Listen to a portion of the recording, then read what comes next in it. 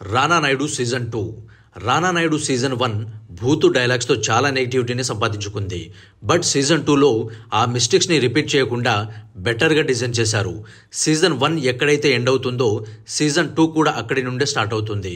Story and screen ప్లేని పక్కన పెడితే new characters and new ప్రాబ్లమ్స్ని క్రియేట్ చేసి మోర్ ఎమోషన్స్ని డెవలప్ చేశారు.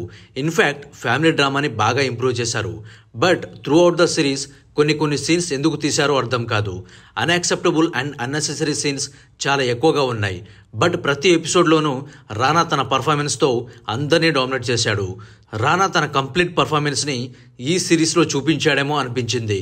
Action wise, emotional wise Rana ఎరగదీశాడు. And as usual Venkatesh garu బాగా చేశారు. కానీ తన క్యారెక్టర్లో ఉండే ఇంపార్టెన్స్ అండ్ డెప్త్ మనకంతా కనెక్ట్ అవ్వదు. ఆ క్యారెక్టర్ని ఆయన కాకుండా ఇంకెవరు చేసినా సేమ్ ఫీల్ కలుగుతుంది. నిజం చెప్పాలంటే రానా నాయుడులో వెంకటేష్ గారి క్యారెక్టర్ కూరలో కరివేపాకులా ఉంటుంది. ఆయన స్టార్డమ్ని, యాక్టింగ్ పొటెన్షియాలిటీని సరిగ్గా వాడుకోలేకపోయారు. సిరీస్లో ఆయన క్యారెక్టర్ ఎందుకుందో, ఎందుకు రాశారో తెలియనట్టుగా తీశారు. ఇన్ఫ్యాక్ట్ వెంకటేష్ గారు యాక్ట్ చేసి తప్పు చేశారేమో అనిపించింది.